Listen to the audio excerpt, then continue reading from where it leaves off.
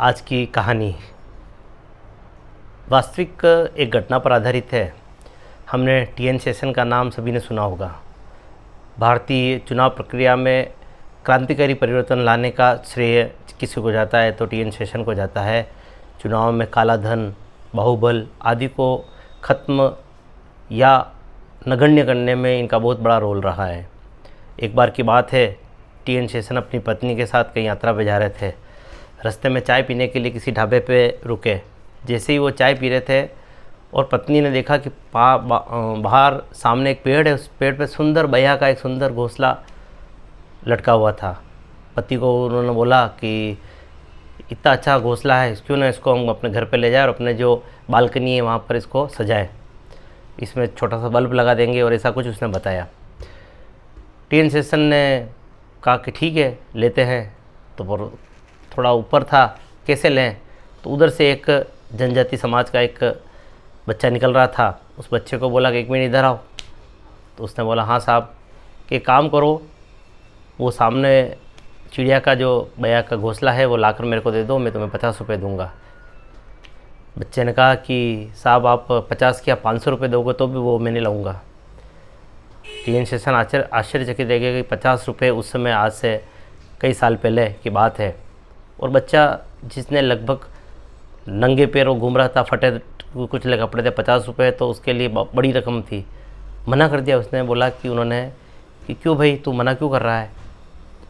उसने जवाब दिया, वह टी.एन. शेषन को अपने अंदर झांकने को मजबूर कर गया। बच्चे ने कहा कि साहब वो जब चिड़िया शाम को वापस अपने घर पे आएगी और वहाँ पर घोंसला नहीं दिखेगा तो वो कितना निराश होगी, कितना रोएगी, और इसका मेरे को कितना बड़ा पाप लगेगा। नहीं, इस पाप का भागी मैं नहीं बनना चाहता हूँ। और नमस्कार करके वहाँ से चला गया। टी.एन. शेषन कहते हैं कि इस घटना ने मेरे को एक बहुत बड़ा सबक दिया कि चाहे मैं कितना ही पढ़ लिख कर गया, परंतु मेरे मन के अंदर उस घोंसले को तोड़ने का ख्याल आ गया। और उस बच्चे ना, जो अनपढ़ गरीब बच्चा था, वह उस घोंसले को तोड़ने के लिए मना कर गया।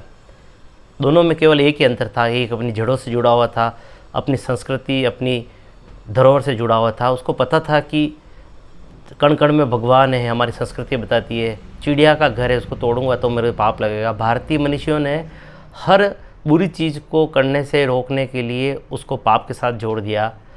इसके कारण व्यक्ति पाप के डर से ही सही उस चीज़ को करने से रुक जाता है, और कई प्रकार की जो प्रकृति को, समाज को तोड़ने की गतिविधियाँ इससे रुक जाती है।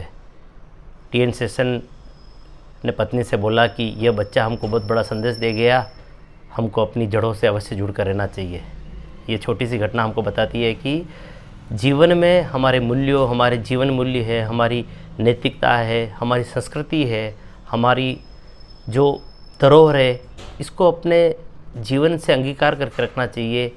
हम कितने ही बड़े बन जाए, परंतु अपनी जड़ों को अगर नहीं छोड़ेंगे तो समाज में अपनी पहचान होगी, समाज को हम आगे ले जाएंगे, समाज को एक दिशा देंगे। यही इस कथा से संदेश है। आशा है आपको अच्छी लगी होगी। आगे इसे शेयर करें। धन्यवाद।